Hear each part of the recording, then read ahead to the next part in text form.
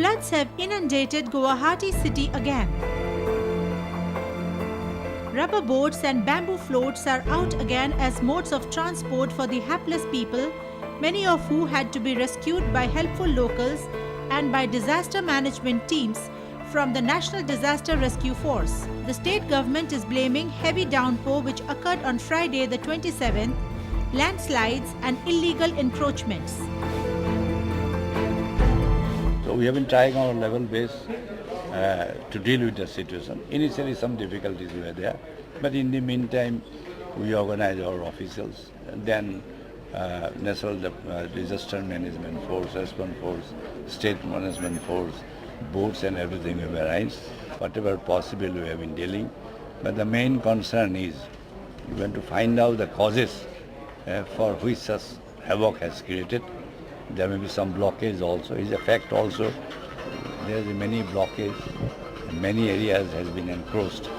Even boreholes in many areas.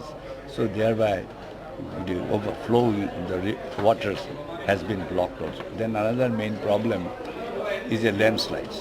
A landslide, particularly in the hill areas, large number of encroachments. We have identified the vulnerable area, about 370s. We warned them also. In spite of that, people didn't vacate it.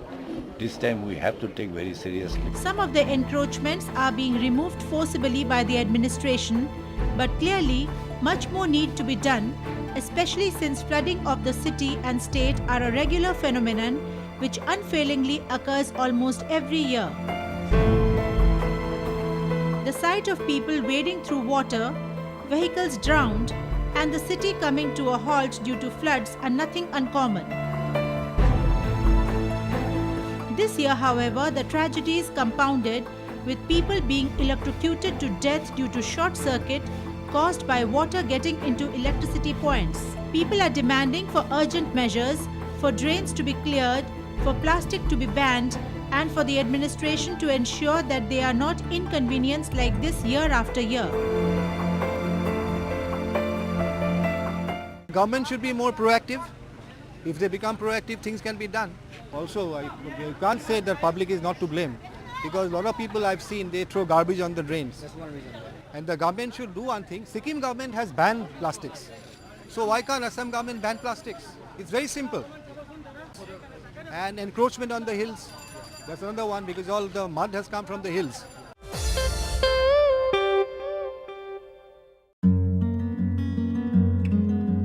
Unknown to many people across India, Assam is not the only state which celebrates Ambubachi ritual of the mother goddess, although the celebrations here at the Kamakhya temple are world famous. In Tripura too, Ambubachi is celebrated with great devotion, especially by women folk who throng the Lakshmi Narayan and other temples of the state dedicated to the Shakti cult. The married women smear vermilion on the goddess, on each other's hair partings and faces, and thereafter draw swastikas and other figures of good omen on the walls of the temple with vermilion, wishing for happy married life and longevity of husbands. Candles and incense sticks are lit, and alms are given to beggars on the occasion. এটা আমরা সবাই জানি যে আমাবস্যার সময় সবাই সিঁদুর পরে, সবাই একজন একজন সিঁদুর দিলে যে স্বামীর মঙ্গল কামনা হয় এই বলে সবাই আমরা লক্ষ্মীনারায়ণ বাড়িতে আসি, সবাই সিঁদুর পরাই, পরে সবাই স্বামীর মঙ্গল কামনা করি।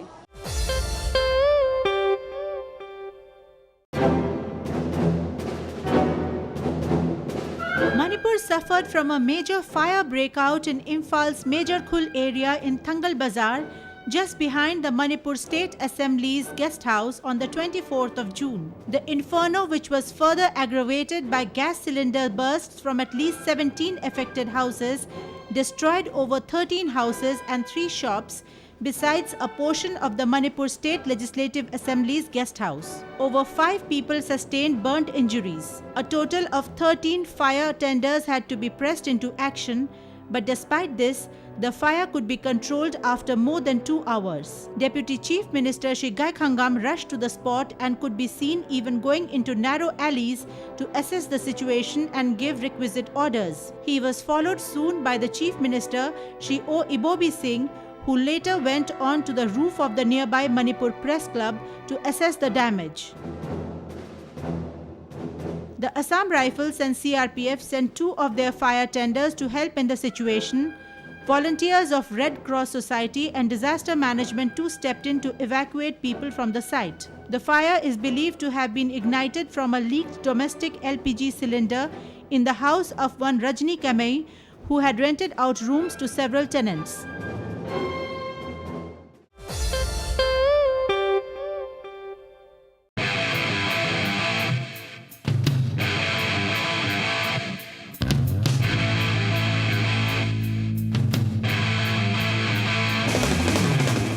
Thousands of music lovers of Nagaland, including both young and old, thronged to enjoy good music ranging from music of the 70s and 80s to contemporary music on occasion of World Music Day celebrated in open air. Several local bands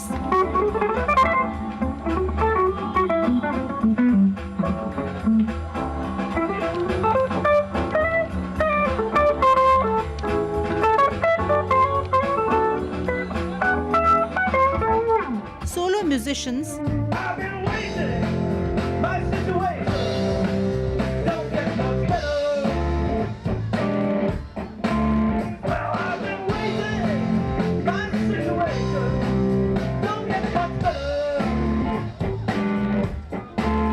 recording studios, music instrument rental companies, music schools joined together and made the initiative of Music United a grand success. Well, it's a little girl, she's on my mind. Don't know the way she looks so fine. She's the best girl that I ever had. Tonight she gonna make me feel so bad.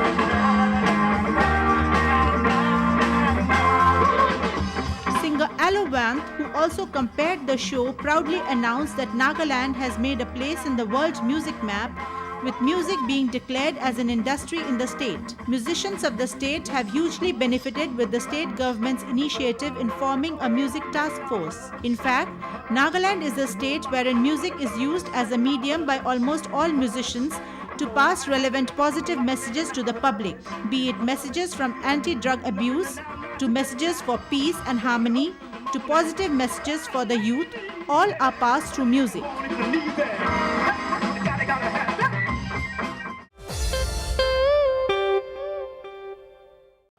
Gems and jewelry making offer a glittering bright career.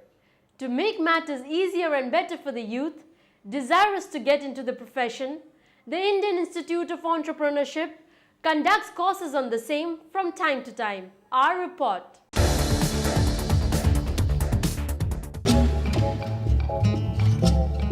A whole array of glittering jewelry, including necklace sets made in gold studded with gems in traditional Assamese designs, colored glass and stone cut jewelry in modern designs, terracotta jewelry,